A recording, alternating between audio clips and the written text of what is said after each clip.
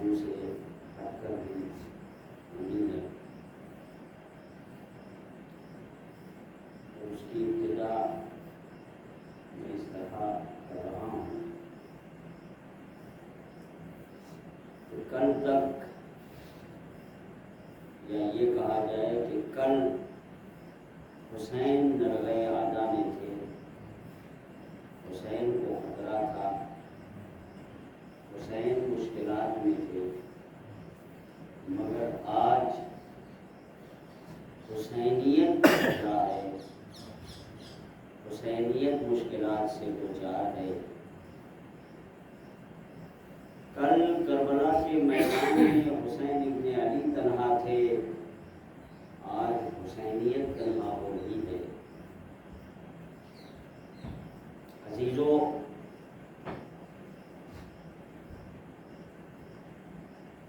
امام حسین علیہ السلام نے کربلا میں آنے سے پہلے اپنا ہدف بیان کر دیا تھا، اور ہونا تو یہ چاہیے تھا کہ ہم عزادار اس ہدف کو، اس مقصد کو فالو کرتے کہ جو حسین نے بیان کیا تھا. مگر افسوس کہ آج ہم مقصد اور ہدف سے دور ہوتے جا رہے ہیں. یہی وجہ ہے کہ جنہوں نے حسین ابن علی کو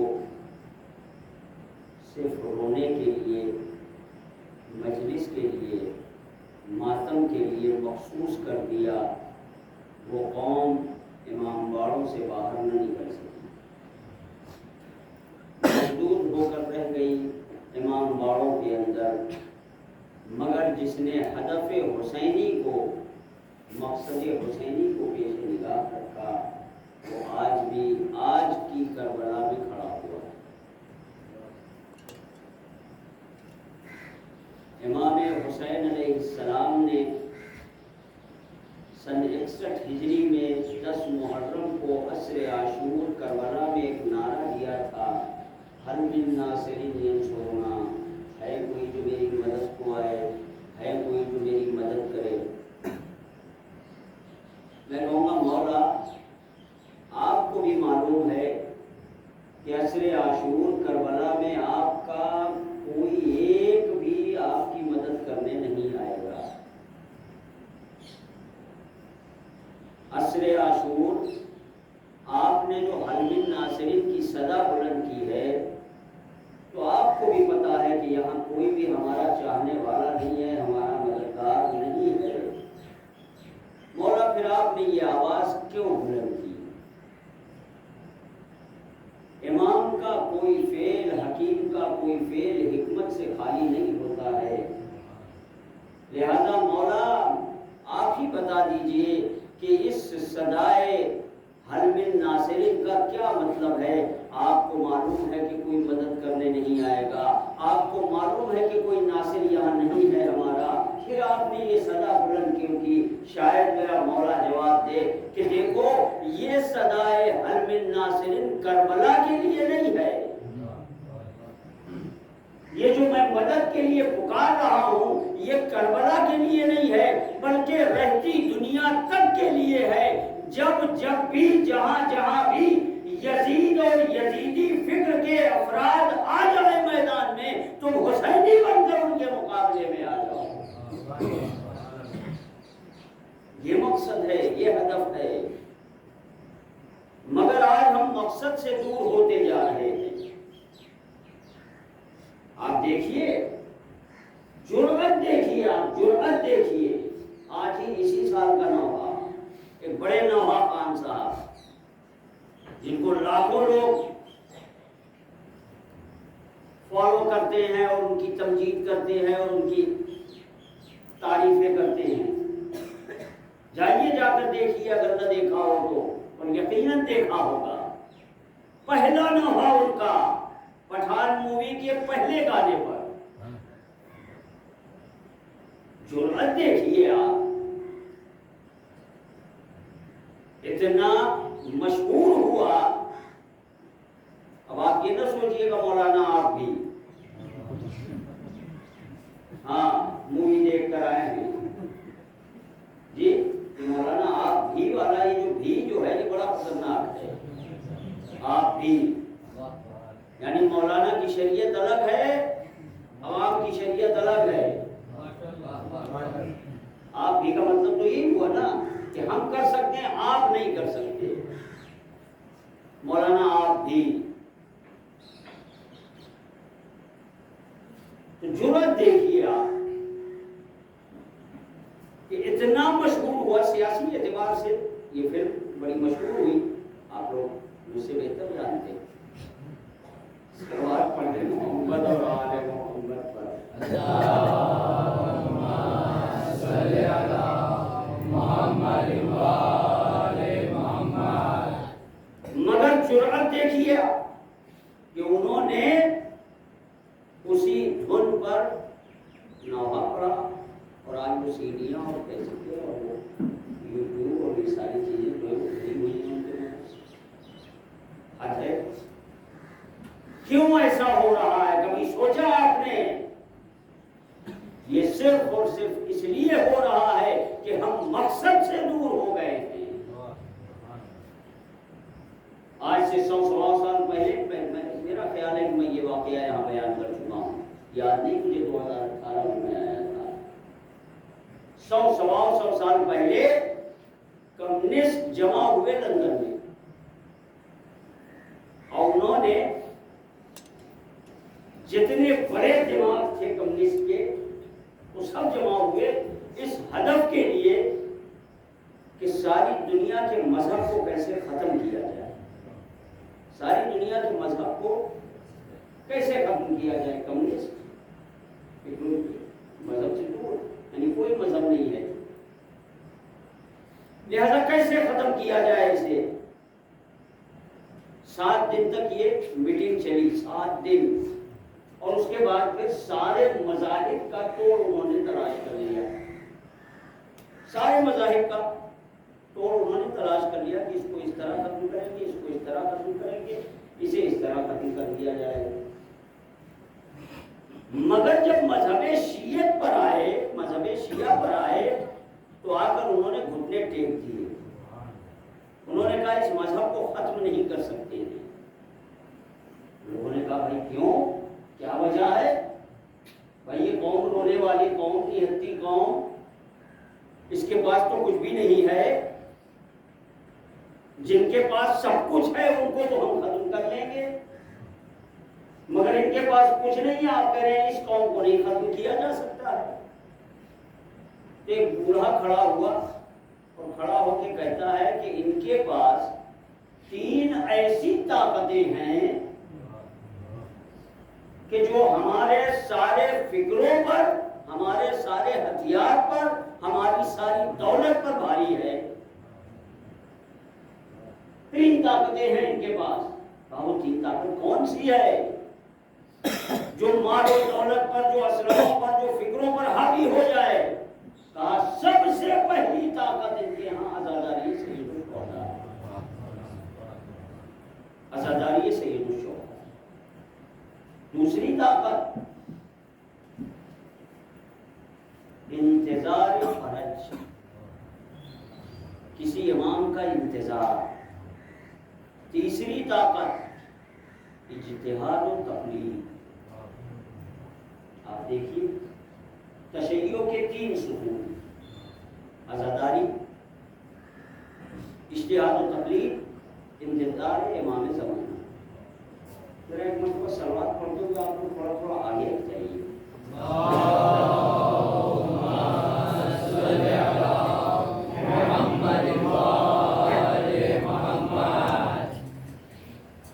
تین طاقتیں ہیں ان کے پاس کہ جس کی بنا پر ہم ان کو فنا نہیں کر سکتے، ان کو ختم نہیں کر سکتے ہیں۔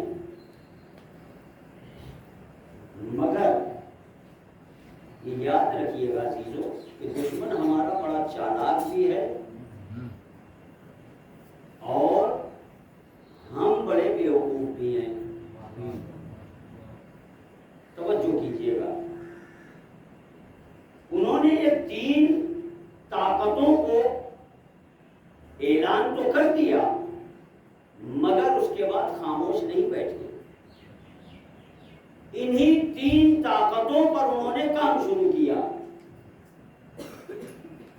انہوں نے کام شروع کیا.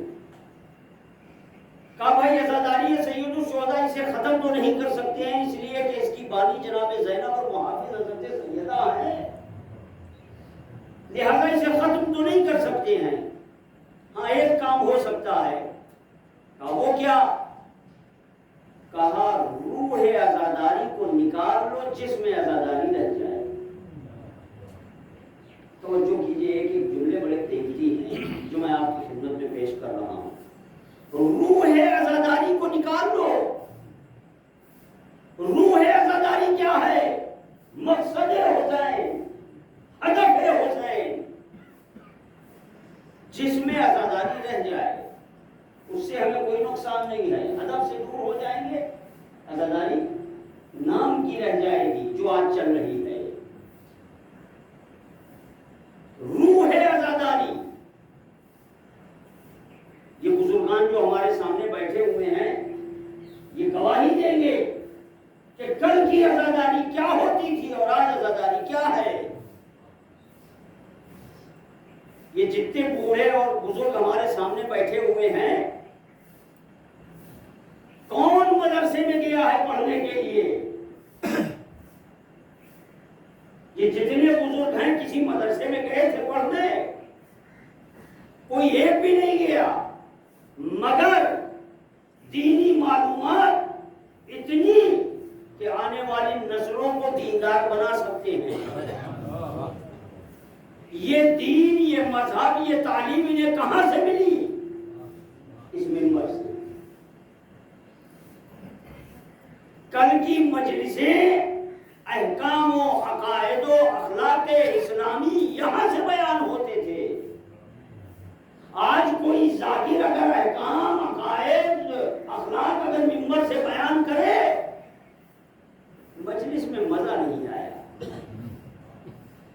جب تک خیبر خندق نہ اکھڑ جائے اس وقت تک مزہ نہیں آتا ہے. اور مجھ جیسا ذاکر جب منبر پہ آ کر خیبر اکھاڑنے لگتا ہے تو خود مولا سوچتے ہوں گے کہ ایسے تو میں نے بھی نہیں اکھاڑا تھا، اتنا آسانی سے انہوں نے اکھاڑ دیا.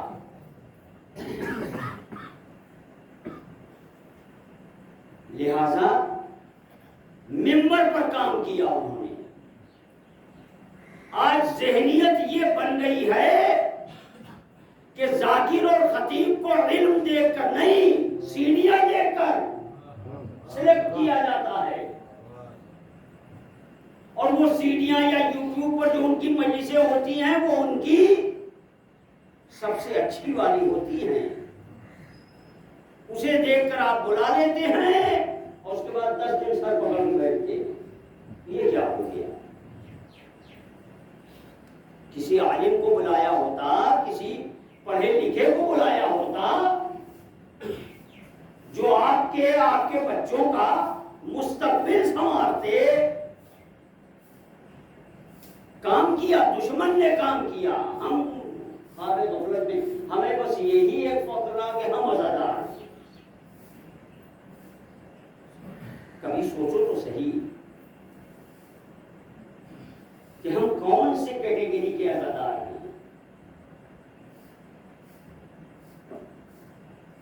رہبر معظم آیت اللہ العظمہ سید علی خامنائی، حسن رسول اللہ آیت اللہ العظمہ سید علی سیستانی، یہ بھی عزادار ہیں. ہم بھی عزادار ہیں. یہ بھی عزادار ہیں، ہم بھی عزادار ہیں. آغا سیستانی کے ایک فتوے نے داعش کے قدم اکھاڑ دیے. یہ بھی عزادار ہے.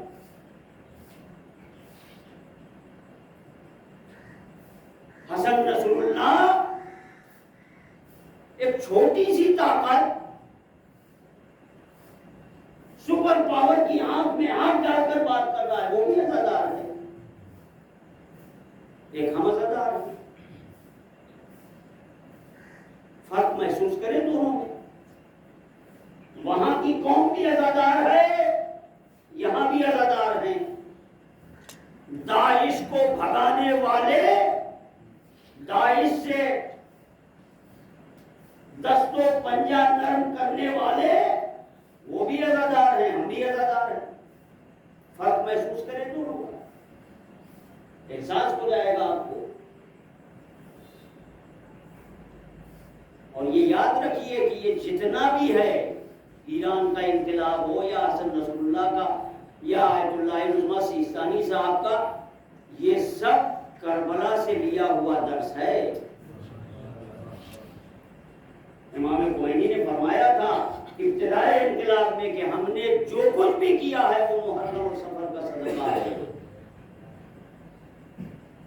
ہم میں ایسے انقلابی کیوں نہیں پیدا ہو رہے ہیں؟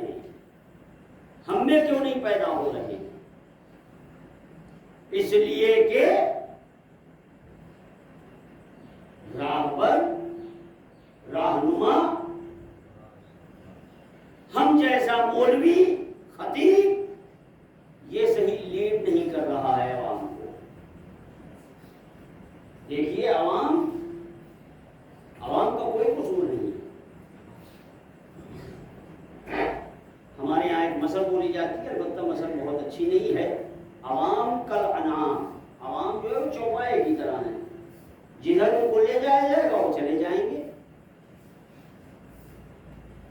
لہذا لیڈر کا صحیح ہونا ضروری ہے، لیڈر کا صحیح ہونا ضروری ہے۔ لیڈر اگر صحیح ہوگا تو قوم کو نجات دے گا، قوم کو نجات مل جائے گی۔ جناب موسیٰ اپنے لشکر کو لے کر جا رہے ہیں، پیچھے سے فرعون کا لشکر ہے، ادھر جناب موسیٰ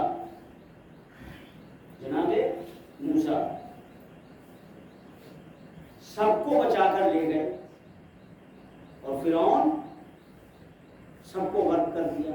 فرعون نے جناب موسیٰ کے ساتھ سارے مومن تھے، سارے مومن تھے۔ اگر سارے مومن تھے تو یہ کون کہہ رہا تھا موسیٰ تم نے تو مروا دیا ہم کو، آگے سمندر ہے پیچھے فرعون چلا آ رہا۔ اگر سارے مومن تھے یہ کس نے کہا تھا موسیٰ تم نے ہمیں مروا دیا؟ ایک معصوم نبی کے ساتھ ہیں اور کہہ رہے ہمیں مروا دیا۔ فکر دیکھیے آپ، نبوت کا ساتھ دیتے ہوئے اگر مر بھی جاؤ گے تو ہلاکت نہیں آئے۔ ہم کو مروا دیا، آگے سمندر ہے، پیچھے فرعون کا لشکر ہے۔ اور کیا فرعون کے لشکر میں سب کے سب منافق اور کافر تھے؟ یہ مومن آل فرعون کون تھے؟ مومن آل فرعون فرعون کے ساتھ تھے، لیکن مومن تھے، لیکن وہ بھی ڈوب گئے فرعون کے ساتھ، وہ بھی ڈوب گئے۔ اے میرے مالک، ادھر موسیٰ کے ساتھ مسلمانوں کے ساتھ، میں مسلمان کا لفظ استعمال کر رہا ہوں، موسیٰ کے ماننے والے جن میں منافق بھی تھے سب بچ گئے، اور یہاں فرعون کے ساتھ ایک مومن تھا وہ بھی غرق ہو گیا۔ آواز قدرت آئی، ہم دیکھتے ہیں کہ رہبر کون ہے۔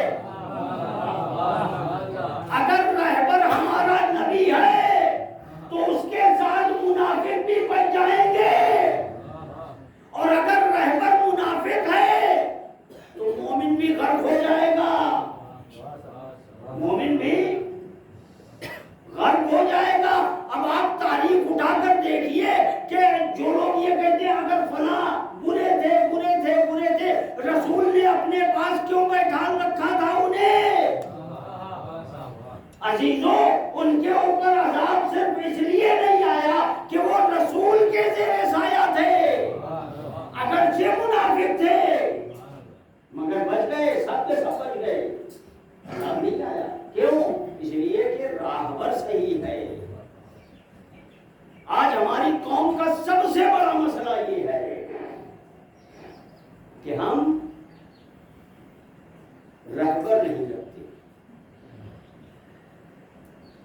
اور یہ بھی ایک المیہ ہے کہ اگر کوئی بڑھ کے ایک رہبر بننا بھی چاہتا ہے تو 99 لوگ کھینچ لیتے ہیں. ہمارے اندر اتنا وسعت قلب ہے ہی نہیں کہ ہم کسی کو اپنا رہبر بنائیں. اور دیکھیے جنہوں نے اپنا رہبر بنایا آج وہ کہاں ہیں, کتنی ترقیاں کی انہوں نے اور کر رہے ہیں. تو دشمن ہمارا بڑا چالاک ہے, اس نے کام شروع کیا. اور دشمن کل بھی جب حسین کے مقابلے میں آئے تھے تو اپنے ہی تھے. توجہ کیجیے عزیزو, کل جو حسین کے مقابلے میں تھے کربلا میں صحابی زادے ہی تو تھے, اکثریت اصحاب زادوں کی تھی, اپنے تھے. آج بھی اگر حسینیت کو خطرہ ہے تو اپنوں سے ہے. کل تک دشمن ہم کو سنی اور شیعہ کہہ کے لڑوا رہا تھا, آج دشمن ہمیں شیعہ سنی کر کے نہیں, سنی سنی کو لڑوا رہا ہے, شیعہ شیعہ کو لڑوا رہا ہے. کل تک وہ پیسے خرچ کرتے تھے, اپنی عقلیں خرچ کرتے تھے, اسلحے خرچ کرتے تھے, افراد لے آتے تھے. آج انہیں کچھ نہیں کرنا ہے, بخالی ایک شوشہ چھوڑ دینا ہے. قوم آپس میں لڑی ہوئی ہے جی. ادھر محرم شروع ہوا, زنجیر پما فلاں مجتہد فلاں عالم, اور تعجب تو یہ ہے کہ کہنے والے تو یہاں تک کہتے تھے ہماری سمجھ میں یہ بات نہیں آتی. آپ ہیں کون؟ آپ کے سمجھ میں اگر فقہ و اصول آنے لگتا تو آپ آلو پیاز نہ بیچ رہے ہوتے, آپ مجتہد ہوتے. ہماری سمجھ میں نہیں آتا. آپ ہیں کون؟ حیثیت کیا ہے آپ کی؟ مجتہد کے معاملے میں انہوں نے تو واجب قرار دیا, انہوں نے تو مستحب قرار دیا, وہ حرام کہہ رہے ہیں. تمہیں کیا پتا کہ حلال و حرام کیا ہوتا ہے؟ یہ مجتہد, یہ علماء, یہ مراجع کرام نہ ہوتے تو تم مسلمان نہ ہوتے. اختلافی بنا کر, کیونکہ کوئی اختلافی نہیں. ہمارے یہاں مجتہدین کے یہاں کوئی اختلافی نہیں ہے. آپ آغا سیستانی کے مقرر تھے, ان کے فتوے پہ عمل کیجیے, کس نے روکا ہے آپ کو؟ فلاں رہبر کے مقرر تھے, وہ ان کے فتوے پر عمل کریں, کس نے روکا ہے؟ کہاں اختلاف ہے؟ کیسا اختلاف ہے؟ یہ دشمن ڈال رہا ہے اختلاف. اور یہیں سے آپ کو اور آپ کی ذمہ داری یہ بنتی ہے کہ آپ دشمن کو پہچانیں. رہبر معظم نے مسلسل 4 سال سے ایک بات کریں, دشمن کو پہچانو, دشمن کو پہچانو. دشمن بھیس بدل کر نہیں آیا, اسی بھیس میں ہے, ہمارے ہی بھیس میں. مختلف گروہوں میں, مختلف تنظیموں میں بٹا ہوا ہے اور ہمارے ہی اندر ہے. لہذا حسینیت کو اگر آج خطرہ ہے تو خود ہم ہی سے ہے. اور شاید یہ بات میں نے پہلے بھی کہی تھی اور آج بھی کہہ دوں کہ یہ لباس امامہ اور عبا قبا, اس سے مرعوب نہ ہوئیے گا, اس سے مرعوب نہ ہوئیے گا. احترام کیجیے, ضروری ہے. عالم کا احترام بہت ضروری ہے, لیکن پہچانیے کہ اس لباس کے پیچھے کون ہے. اور اس کے لیے ضرورت ہے کہ آپ بصیر ہوں. بصیرت آپ کے اندر پائی جاتی ہے. بصیرت کسے کہتے ہیں؟ بصیرت کے معنی یہ ہے خدا کی دی ہوئی ایسی صلاحیت اور طاقت کہ جس سے آپ پشت پردہ ہونے والے حالات کو سمجھ سکیں. بصیرت اسے کہتے ہیں. لہذا ہر امامہ اور عبا قبا لائق احترام نہیں ہے. علی کے مقابلے میں بھی بڑے بڑے لے آئے تھے. امام حسین کے قتل کا فتویٰ دینے والا قاضی شریح تھا. ایران میں ایک مولوی نے چوری کر لی. امامہ بکبک پہنے ہوئے ایک شخص نے چوری کر لی. چوری بڑا ہنگامہ ہو، مولوی چور مولوی چور مولوی چور. عوام کو تو موقع ملنا چاہیے تھوڑا سا بھی پوائنٹ مولوی کا مل جائے کہ دیکھیے ہم خود ڈکیت ہیں، لیکن اگر مولوی کی چھوٹی سی چوری پتہ چل جائے تو دیکھیے آپ اپنے گریبان میں نہ جھانکیں گے، مولوی کو بدنام کر ڈالیں گے. لہذا بڑا ہنگامہ ہوا، اتنا ہنگامہ کہ خمینی صاحب تک بات پہنچ گئی. گئے جا کے لوگوں نے کہا حضور دیکھیے کہانی میں دین یہ امامے والے نے چوری کر لی. امام خمینی سنتے رہے. اس کے بعد ایک جملہ آپ نے فرمایا اور فیصلہ کر دیا. امام خمینی نے کہا مولوی نے چوری نہیں کی ہے، چور نے مولوی کا لباس پہن لیا ہے. مولوی چور نہیں ہو سکتا ہے، چور نے اس لباس کو پہن لیا ہے. لہذا اب اس وقت آپ کی ذمہ داری بڑھ جاتی ہے کہ آپ ایسے لوگوں کو پہچانیں کہ کون لباس روحانیت میں ہدف امام حسین کو پیش کر رہا ہے اور کون لباس روحانیت میں ہدف سے دور کر رہا ہے. ہم کو ہمارے ہی ماحول میں ایسے افراد آپ کو مل جائیں گے اور مقدس ناموں کے ساتھ.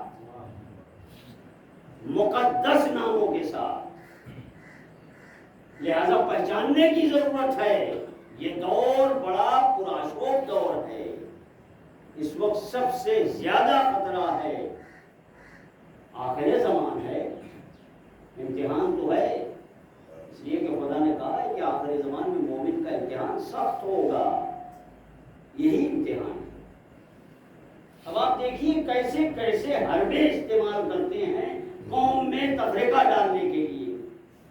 اب آج کل ایک نیا ٹرینڈ آیا ہے، کیا 18 ذی الحجہ یوم غدیر کو نماز عید غدیر با جماعت. ایک قوم ہے جو کر رہی ہے یہ کام، میں نام نہیں لوں گا کسی کا، آپ اگر بصیر ہیں تو خود پہنچ جائیں گے. ایک قوم ہے جو کل تک ماتم حسین کو بھی برا سمجھتی تھی، آج 10 محرم کو زنجیر اور کمر لے کر گاؤں گاؤں شہر شہر گھوم رہے ہیں. نماز عید غدیر جماعت سے. بھائی ہمارا ایک اختلاف اپنے بھائیوں سے یہ ہے کہ آپ نماز پڑھتے ہیں قدر رمضان میں جو مستحب ہے، مگر آپ جماعت سے اسے پڑھتے ہیں. روز اوپر سے ہمارا ایک اختلاف چلا رہا ہے. نماز پڑھتے ہیں جماعت سے، رمضان میں وہ مستحب ہے. مستحب نماز میں جماعت نہیں ہو سکتی. ہمارے سارے مراجع کرام کا فتویٰ ہے.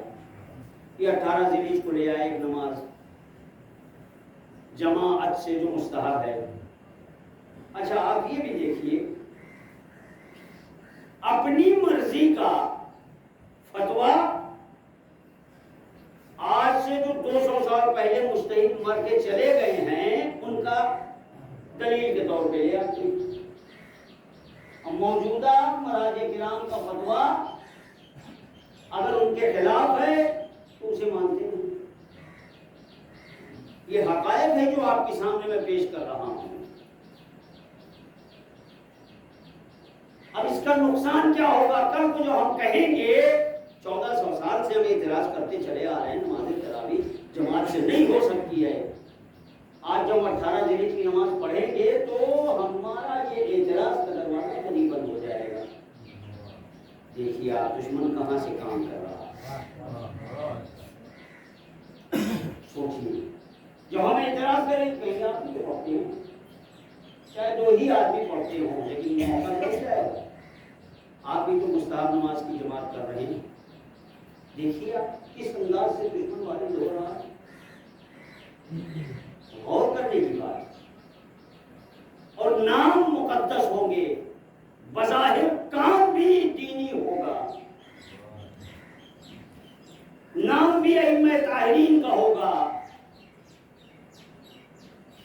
آپ دیکھیے اس وقت جتنے چینل چل رہے ہیں MI6 کے، کسی چینل کا نام امام حسین ہے، کسی کا فدق ہے، کسی کا امام زمانہ کے نام پہ ہے، 16-17 چینل چل رہے ہیں اور سب نام مقدس اور کام سارے غیر مقدس۔ قوم میں اختلاف ڈالنا یہ تقدس ہے۔ آج جبکہ ضرورت ہے کہ عالم اسلام ایک پلیٹ فارم پر ہو، وہاں وہ چینلوں پر بیٹھ کے ایک دوسرے کو گالی دے رہے ہیں۔ شاید یہی وجہ تھی کہ آغا سیستانی حفظہ اللہ تعالی، خدا ان کی عمر کو طولانی فرمائے، عراق میں جب داعش گھسے ہیں تو ایک کام دشمن نے یہ بھی کیا کہ شیعہ سنی کو لڑوا دو آپس میں، لہٰذا فوراً آغا سیستانی نے سنیوں کو اپنا بھائی نہ کہو، سنیوں کو اپنا بھائی نہ کہو، یہ ہمارے نفس ہیں، ہماری جان ہے، بھائی نہیں ہے، جان ہے ہماری۔ لہذا داعش کے مقابلے میں روضات مقدسہ کی حفاظت کے لیے شیعوں کے ساتھ سنی کی برابر سے شریک ہوئے، برابر سے شریک ہوئے۔ بتائیے یہ اتحاد فائدہ مند ہے یا وہ تبرہ فائدہ مند ہے جو قوم میں اختلاف پیدا کر دے؟ ٹھیک ہے اختلاف ہے، ہمارا کلامی اختلاف ہے، عقیدے کے اعتبار سے اختلافات ہیں، وہ اپنی جگہ پر، وہ ہمارے داخلی مسائل ہیں، ہم اسے عوام میں یا مجمع عام میں لے آ کر حل نہیں کریں گے، ہم بیٹھیں گے آپس میں بیٹھ کر گفتگو کریں گے۔ لہذا دشمن ہمارا بڑا چالاک، پہلا عزاداری کو خراب کرو، روح عزاداری کو نکال لو، جس میں عزاداری بچی رہ جائے، لباس نئے ہو جائیں مگر کالے ہو، روح عزاداری اسے ختم کر دو، مجلس ہوتی رہے، مجلس ہم سے کیا ہے۔ آپ دیکھیے امام خمینی نے کیا کہا، جو کچھ بھی ہمیں ملا ہے وہ محرم اور سفر کے نتیجے میں ملا ہے۔ محرم اور سفر کو آئیڈیل بنایا، مقصد حسینی کو اپنے ہاتھ میں لیا، اپنی فکر میں اتارا، 2500 سالہ شاہ کی حکومت کو گرا دیا۔ یہ ہے مقصد، یہ ہے ہدف۔ ہم نے محرم اور سفر سے کیا لیا؟ 2 مہینہ 8 دن کالے کپڑے پہنے، آ کر فرش عزا پر بیٹھ گئے، چند آنسو بہا لیے۔ البتہ یہ بھی ضروری ہے، ہاں میں اس کا مخالف نہیں ہوں، میں کل کو آپ کہہ دیں مولانا عزاداری کے مخالف ہو گئے، نہیں یہ چیز ہو، یہ بھی ضروری ہے، مگر ہدف سامنے ہونا چاہیے، مقصد سامنے ہونا چاہیے۔ عزاداری، البتہ میں ایک بات بڑی جرأت سے کہا کرتا ہوں کہ ہمارے ان آنسوؤں کی ضرورت حسین کو نہیں ہے، حسین پر رونے کے لیے وہ ماں کافی ہے کہ جس نے چکیاں پیس کر پایا ہے۔ ہمارے آنسوؤں کی قیمت ہی کیا ہے جناب فاطمہ کے آنسوؤں کے مقابلے میں؟ نہیں عزیزو، مقصد کے ساتھ، ہدف کے ساتھ، یہی عزاداری ہم کو کہیں سے کہیں چل لے جائے۔ پہلی طاقت ہماری عزاداری، جس پر دشمن نے کام کیا۔ دوسرا اجتہاد و تقلید، مجتہد بنائے جا رہے ہیں، دشمن مجتہد بنا رہا ہے تاکہ ہمارے اعتبار سے مجتہد چلے، دین کے اعتبار سے نہیں۔ اب میں نام نہیں لوں گا کسی کا بھی، آپ لوگ پہنچ جائیں گے۔ آغا سیستانی کچھ کہتے ہیں، یہ جناب کچھ کہہ رہے ہیں، رہبر معظم نے کچھ کہا، یہ جناب کچھ کہہ رہے ہیں، اور یاد رکھیے گا کہ جو یہ MI6 ہو یا CIA ہو، ان دونوں کا ہدف ایک ہی ہے۔ رحمت معظم نے فرمایا یہ کینچی کے دو پارٹ ہیں، MI6 CIA یہ کینچی کے دو پارٹ ہیں، بیچ میں ہماری قوم ہے۔ اب ہمیں اس کینچی کی دھار کو اپنی فکروں کے ذریعے سے کند کرنا ہے۔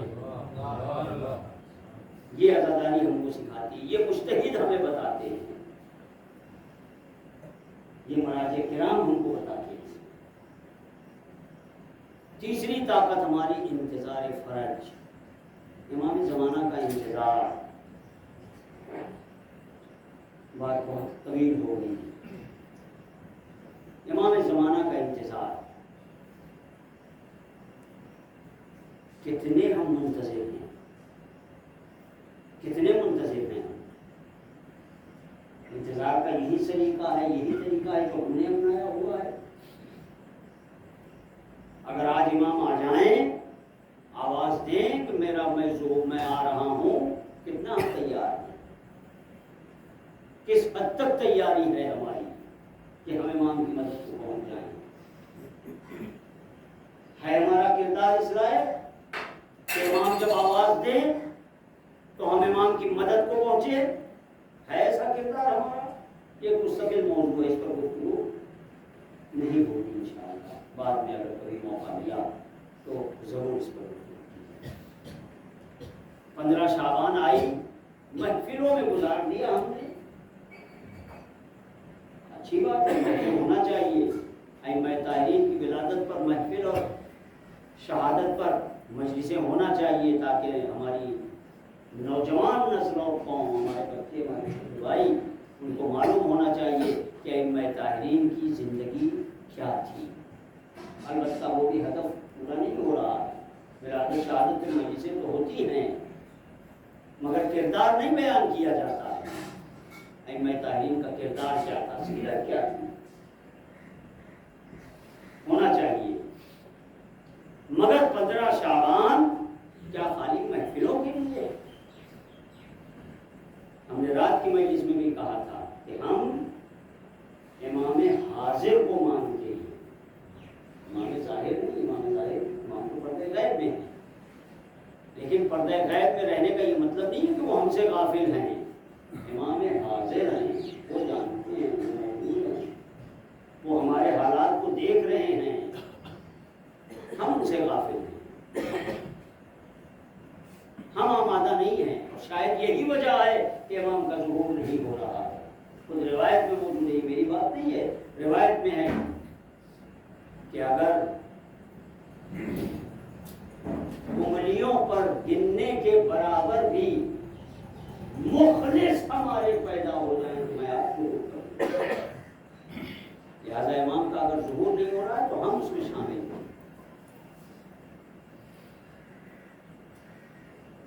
دامن کو اپنے دیکھیے، اپنے گریبان میں جھانکیے، میرے عزیزوں، بزرگوں، دوستوں، بھائیوں، مقصد حسینی کو پہچانو، ہدف حسینی کو دیکھو کہ کیا ہے۔ 2 مہینہ 8 دن آ کر اگر چلا گیا اور ہمارے اندر کوئی تبدیلی نہ آئی تو اس محرم کا کوئی فائدہ نہیں ہوا، اس محرم کا کوئی فائدہ نہیں۔ ہاں اگر تبدیلی آتی ہے ہمارے اندر تو ہم کامیاب ہیں، مقصد حسینی زندہ ہے۔ بس دو ایک باتیں موضوع سے متعلق، اور آپ کی زحمت تمام صلوات پڑھ رہے محمد اور آل محمد۔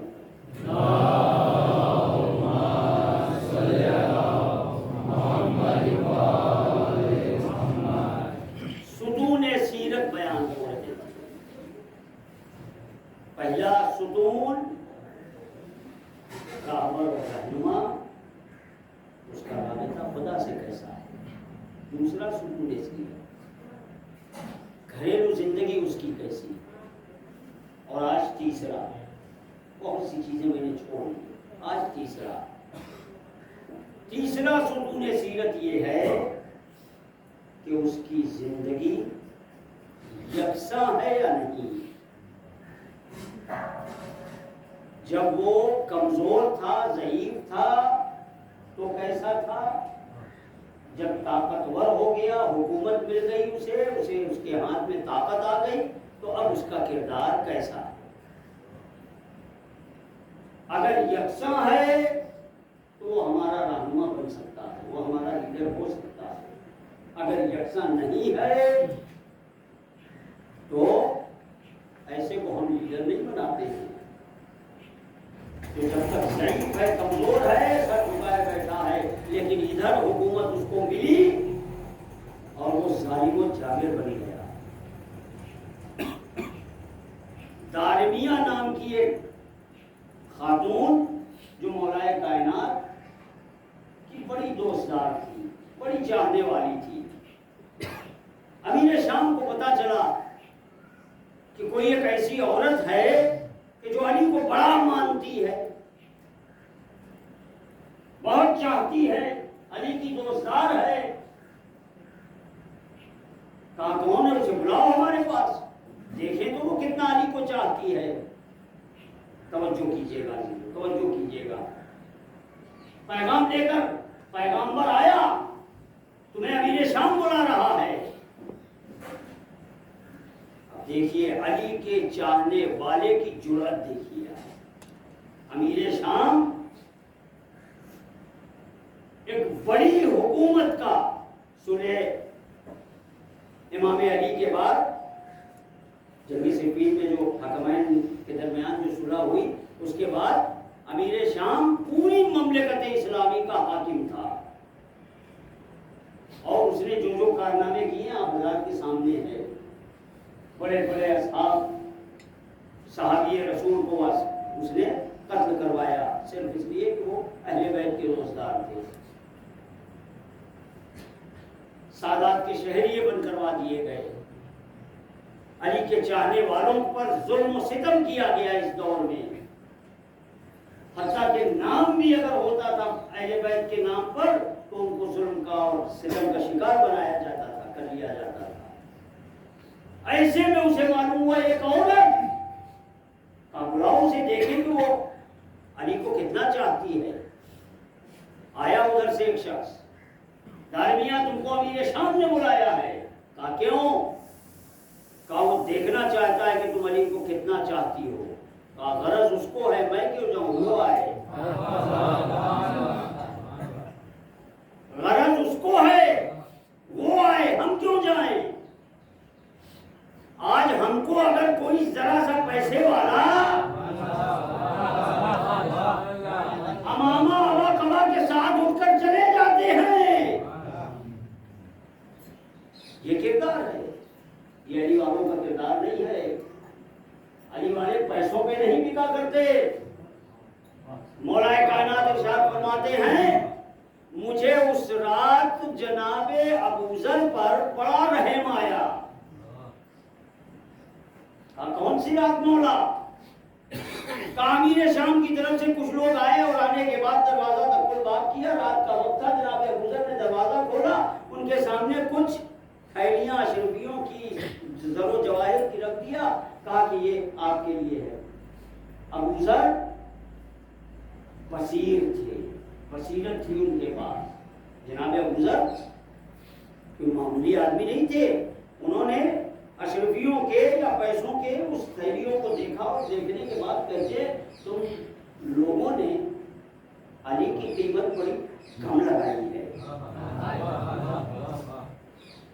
سمجھ گئے کہ مجھے خریدا جا رہا ہے۔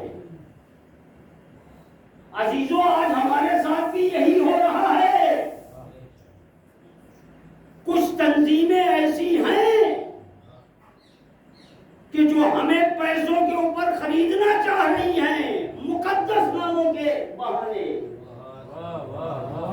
عزیزوں ان تھیلیوں کو پہچانو، یہ تھیلیاں امیر شام کے دربار کی چلی ہوئی ہیں، جو آج ہم کو خریدنا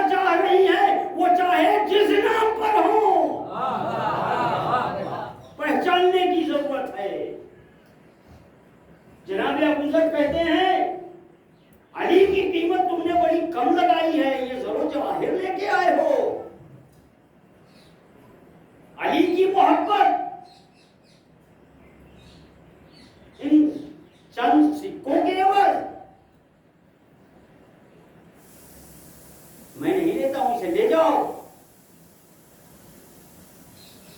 اب بات سے بات نکل رہی ہے. صادق آل محمد کے پاس ایک شخص آیا،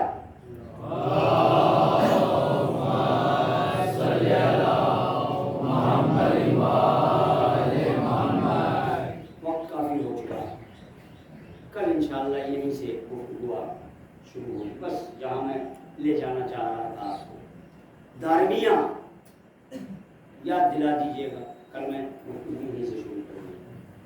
مولا کائنات کی چاہنے والی ہے. امیر شام نے بلایا، دیکھیں تو اس کی محبت کتنی ہے.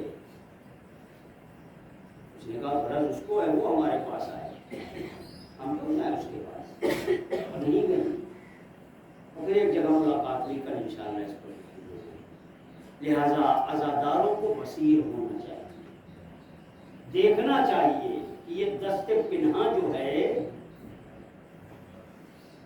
یہ چھپا ہوا ہاتھ کہاں سے آ رہا ہے،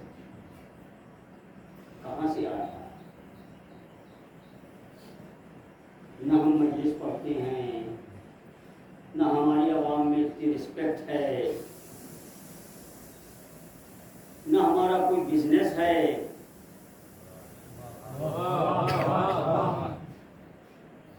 گاڑی جو ہے وہ ملینوں کی ہمارے نیچے ہے. سوچو، فکر کرو کہاں سے آیا ہے. اور جس دن آپ نے یہ سوچ لیا اور یہ فکر کر لیا، اس دن قوم راہ راست پہ آ جائے.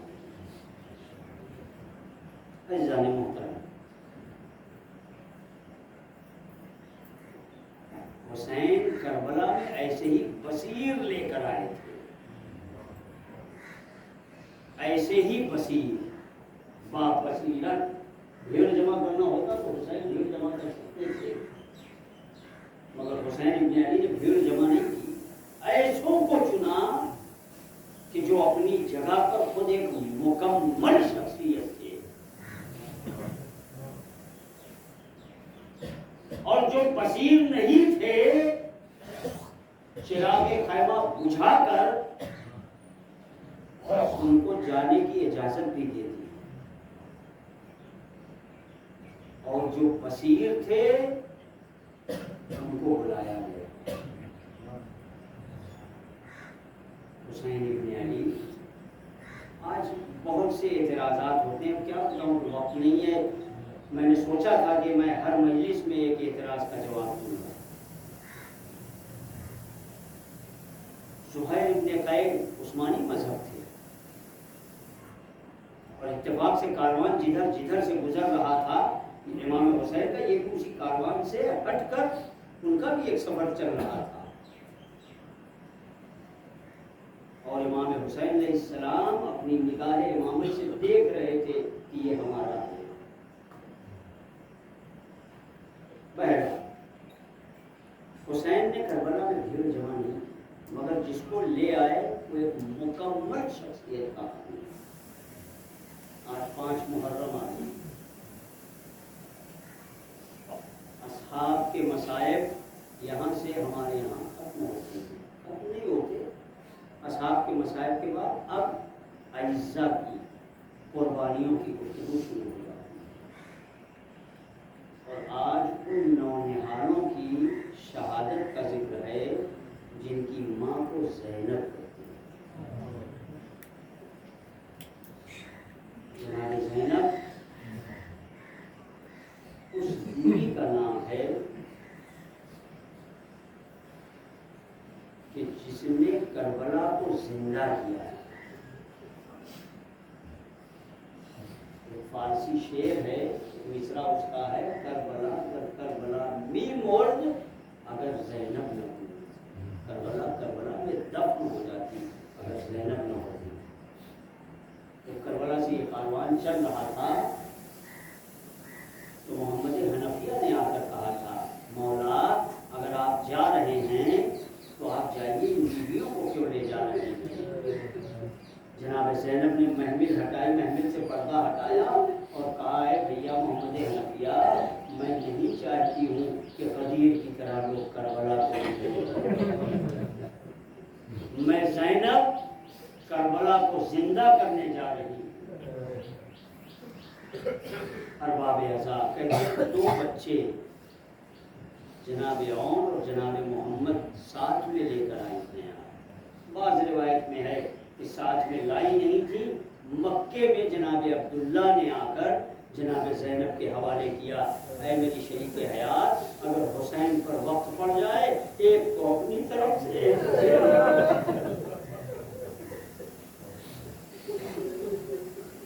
میرے آقا حسین پر قربان کر دینا۔ ارباب اعضاء دن گزرتے رہے، جناب زینب اپنے بیٹوں کو بتاتی رہی ہے، بیٹو تم زینب کے بیٹے ہو، تم زینب کے نونہار ہو، زینب کے رفت جگر ہو۔ دیکھو بچوں، ایسا نہ ہو کہ عاشور کے دن علی اکبر کا جنازہ آ جائے اور تم زندہ رہو۔ اور جب عاشور کا دن آیا ہے، جناب زینب بار بار پوچھتی ہے، بیٹا اور محمد تم لوگ ابھی مقتل میں نہیں گئے؟ اماں ہم تو جانا چاہ رہے ہیں مگر ماموں اجازت نہیں دیتے ہیں۔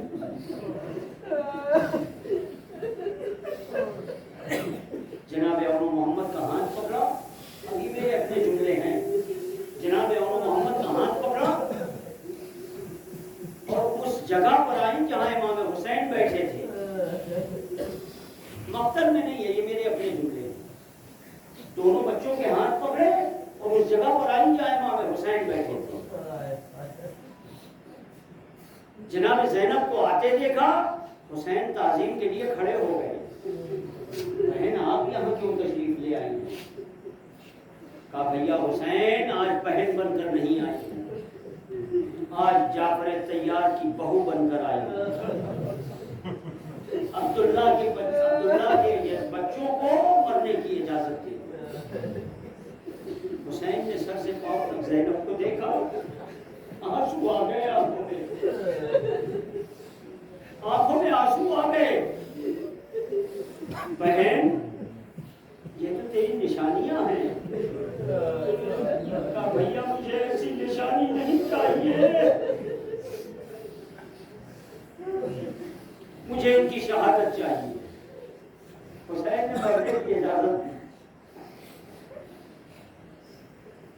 آمادہ ہوئے دونوں بچے، اتنے کم سن تھے کہ گھوڑے پر سوار نہیں ہو سکتے۔ ایک کو امام حسین نے سوار کیا، ایک کو جناب عباس نے سوار کیا۔ آئے مقتل میں، جعفر طیار کے پوتے ہیں، وہ جنگ کی، پھر لوگوں کو علی اور جعفر یاد آ گئے۔ حملہ کرتے کرتے کرتے کرتے نہر فرات پر پہنچ گئے اور دونوں نے نہر فرات پر قبضہ کر لیا۔ ادھر نعرے تکبیر بلند ہوئی۔ جناب زینب نے کہا اللہ فضا یہ نعرے تکبیر کاہے کی ہے؟ کہا بی بی مبارک ہو، آپ کے بچوں نے نہر فرات پر قبضہ کر لیا ہے۔ اگر زینب سجدے میں گر گئی، اے میرے مالک میرے بچے ابھی بڑے چھوٹے ہیں، فرات پر قبضہ کر لیا ہے، میرے مالک یہ بچے پانی نہ پی لیں۔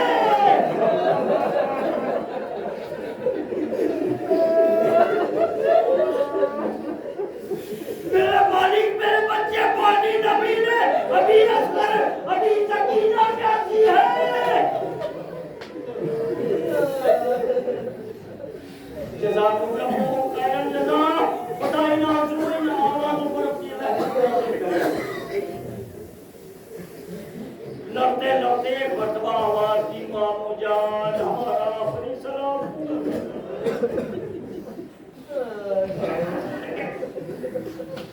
امام حسین اور جناب عباس تیزی سے مقتل کی طرف گئے اور جب مقتل کے قریب پہنچے دیکھا کہ دونوں آخری سانسیں لے رہے ہیں۔ امام حسین نے ایک کو اٹھایا، جناب عباس نے ایک کو اٹھایا۔ جناب عباس نے محسوس کیا کہ شاید بچے کچھ کہنا چاہ رہے ہیں. اب جو کان لگایا تو بچے کہہ رہے تھے بابو جا کے ابا سے کہہ دیجیے گا آج کے بچوں نے قرآن پر قبضہ کیا مگر پانی نہیں پیا.